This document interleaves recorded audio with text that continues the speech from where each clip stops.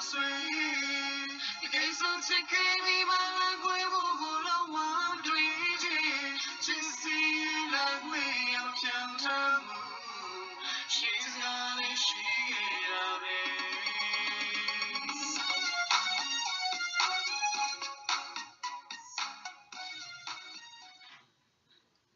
Hello everyone, nice to virtually meet you.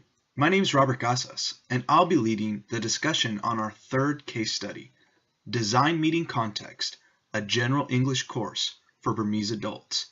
This study was conducted by Katie Julian and Derek Foster. Now, the song we heard in our introduction is actually a Burmese song. And the reason that I've decided to begin this video with this brief snippet of the song is because it's an aspect of Burmese culture, and it also helps you hear the obvious linguistic differences between Burmese and English. This move and this study are all about the curriculum in the right context. The study begins with a fascinating quote. This quote actually addresses a concern that I had in my needs analysis. It reads, "The further away the author is from the learners, the less effective the material is likely to be."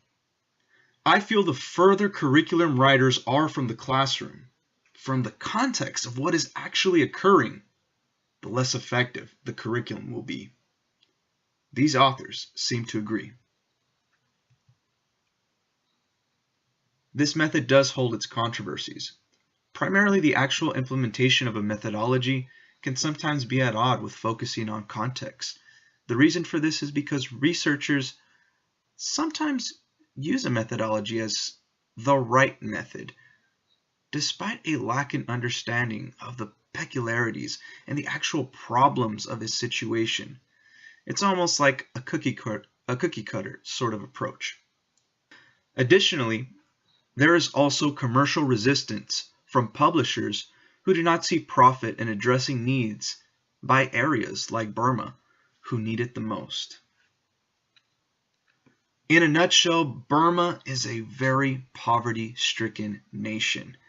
English itself is looked at as a privileged language used by urban elites.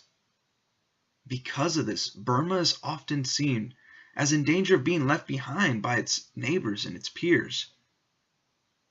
English is taught as a global lingua franca rather than a second language. Now, if you're like me and you had to look that up, what that means is that English is used in business. That's its main priority. The landscape of Burma is also under a lot of turmoil. There's a regime known for disdain for international human rights norms, economic ineptitude, unbridled corruption, and negligible health and education spending. To top this off, the nation is also engulfed in a civil war between two groups, the Karen and the Shan. Underneath all of this unrest, the curriculum project launched in 2001 sought to bridge the gap, sought to help teach English to this struggling nation. It initially worked with 3 post-secondary schools based in Karen and Karenni refugee camps. The needs assessments focused on requirements. Schools stated that the urgent needs were context-appropriate English teaching materials, as commercial materials available were very US and UK focused and difficult to use in low resource environments. There was simply no connection to those materials for our learners. Upon initial diagnostic testing, it was revealed that the pre-intermediate level of teaching English was the most suitable place to start. For this, our researchers used the Cambridge University Press's Language in Use Pre-Intermediate textbook. This textbook was suitable for their language level, and once the researchers implemented it, they designed supplemental materials around it. These materials helped create the General English course. This course was released in several different modules from May 2002 to May 2004. Altogether, there were 12 modules released.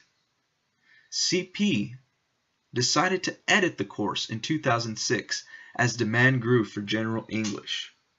As part of the expansion, they looked at different regions and they looked at their different contexts. They decided to use a context-based approach because it has principles of a specific situational analysis. But they also did this because they felt there was enough consistency in the environment and needs to design a curriculum that could be slightly flexible if needed. They developed a list of environmental factors, and they prioritized their target audience. They spent much time honing in who exactly their target audience was for this program. They decided to focus on adults with an upper elementary level of English, learned either formally or through their work or life routines. Most of these individuals had actually completed high school.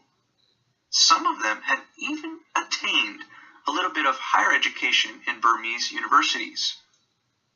These individuals also know how to do the grammar translation methodology, which essentially calls for them being able to reproduce the rules of grammar from the points discussed early on and route learning. Also, these individuals had limited exposure to life outside Burma. The researchers used extensive questionnaires, discussions, and focus groups to gauge reasons for studying English. Some of the most common responses were a desire to access higher education in English, employment in service such as tourism, immigration to English-speaking countries, understanding international media, and participating in international lobbying. Our researchers also found 4 major categories that teachers fell into.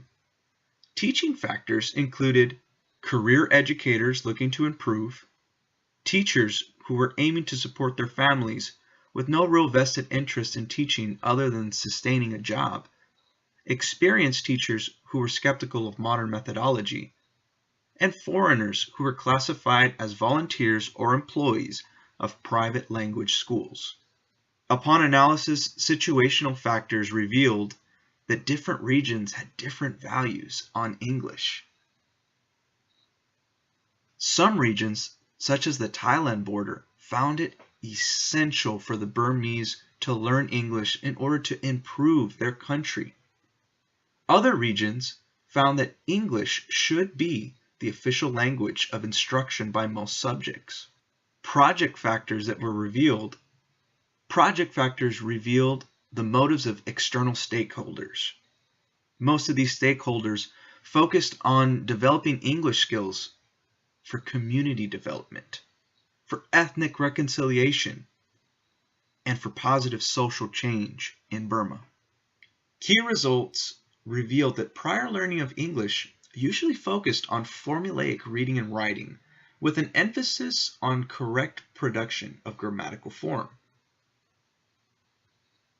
Oral skills, wider reading and writing, usage and fluency were seen as absolute priorities for learners and for teachers.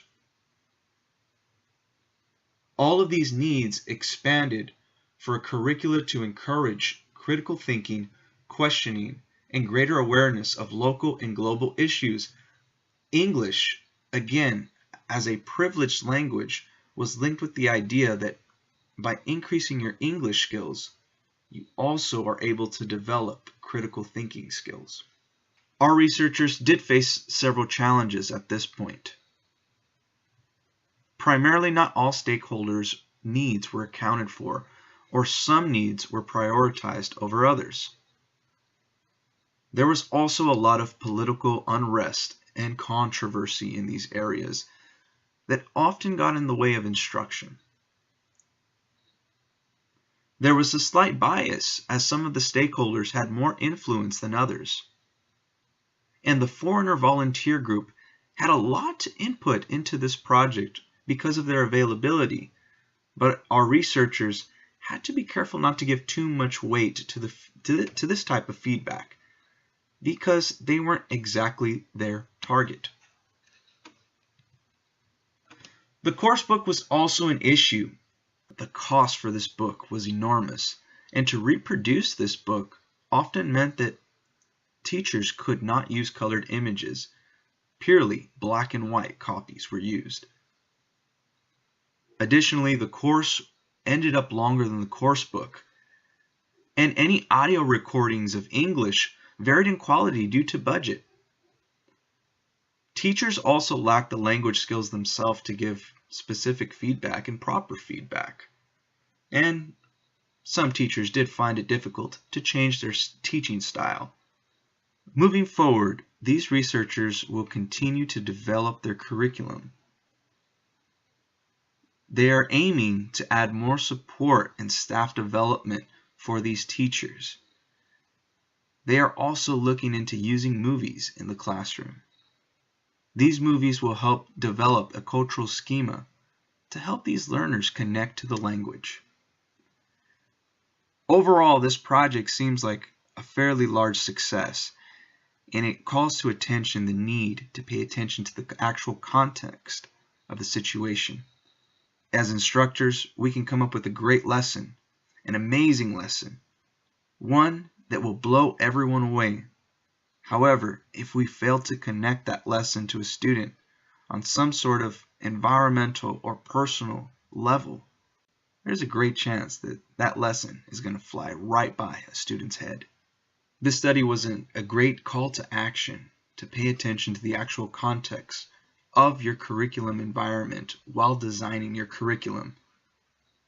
While your curriculum may not have the same sort of extreme external factors as Burma, it's absolutely vital and necessary to pay attention to what sort of factors may hinder or may help your students and your teachers. Thank you guys for listening to my presentation. I hope it was informative for you. I do have some questions attached to this, and I look forward to your responses. Thank you guys so much for your responses in our forum so far. I'm already learning quite a bit from you all. Look forward to continue working with you.